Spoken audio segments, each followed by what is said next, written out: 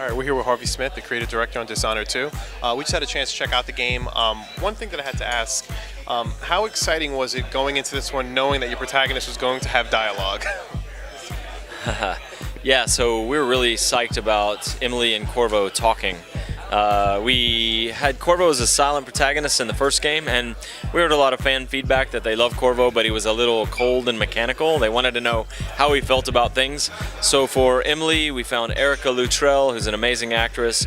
For Corvo, we went after Stephen Russell, who played Garrett in the original Thief. He brings this kind of like world-weary man who's seen too much kind of quality. They both do an amazing job. Having voice protagonists not only gives you a sense of their emotional reaction to what's going on around them, but you can also have them clue the player in. Like, you know, you'll come to the top of a building, look out in the distance, and they'll say, it's the Jindosh Mansion. And the player goes, I made it. I reached the Jindosh Mansion. And further, in our game, we're very dynamic based on what you've done. And so we can have an object in the world, let's say a painting hanging on the wall. And if you're playing very violently, the comment from the player character can be very cynical. If you're playing ghost-like and no one's even seen you, you haven't killed anyone, broken anything, fired a gun or whatever, then the comment from the player as they comment on this painting can be very optimistic. We try to reflect the personality of the protagonist based on how you're playing.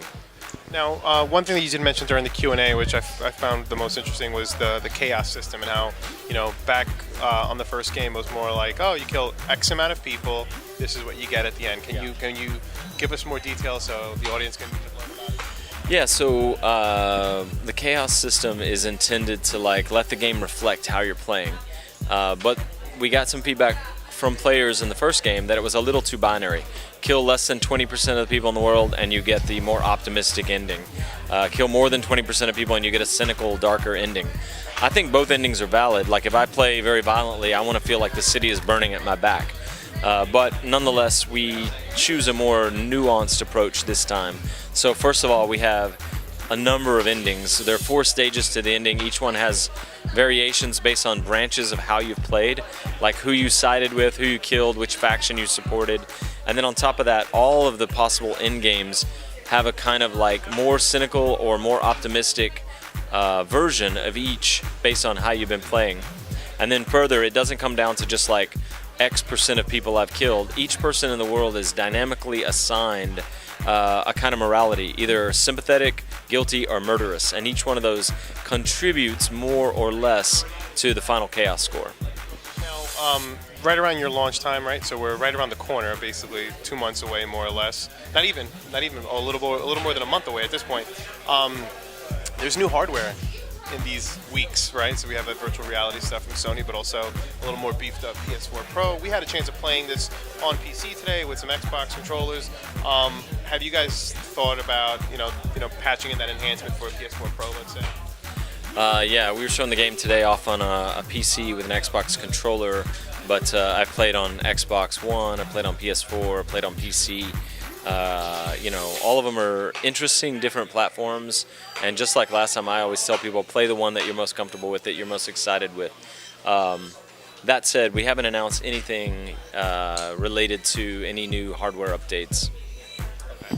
And I guess to close things out, one thing that the common theme that I kept hearing over and over, and I think was super important, was fan feedback. How much did that shape this overall experience going into Dishonored 2? Well, it's a tricky balance, right? Because on one hand, Arcane Studios has a long history, me and Rafael Colantonio and all the people we work with, of making a particular kind of game, a first-person immersive game that also has a narrative layer, you know, where you really feel like you're exploring the world. At the same time, fan feedback, you know, is very important to us. So we're simultaneously driven by our own creative passions and the principles of the company, the organizing passion of the company, but we also listen to fan feedback. We watch streamers, we watch Twitch, you know, we look at YouTubers, you know, we talk to people on Twitter, we read forums, Reddit, all that stuff. So we've been greatly influenced by what the players have been saying. One of the things that you said, and this, I guess we'll leave it at this, was the thing you had mentioned with the whole heart situation with the first Dishonored. How weird was that, seeing that play out? Yeah, so that anecdote is this. We have the heart in the game that you can pull out, and it whispers secrets about characters that don't know you're there. You're watching them, and it's whispering secrets. And we had this whole subthread of the community that was pulling the heart out, and it was whispering secrets about people, and if it said something bad about them, they'd go kill the person. If it said something fairly sympathetic, they'd let them live. And that was an interesting thing, that people were doing their entire playthrough, who lives, who dies, based on what the heart said about them. And yet, mechanically, behind the scenes, it didn't actually matter. A bad person was worth the same amount of chaos points that a good person was. And so we've tweaked those numbers this time. So it still matters when you kill people. Like, we still give you a more cynical end game if you murder a bunch of people. The city's sort of in flames at your back is the idea. Your moral compass might be a little cleaner if it's the bad people. Yeah, executing the really vicious people is not such a bad thing.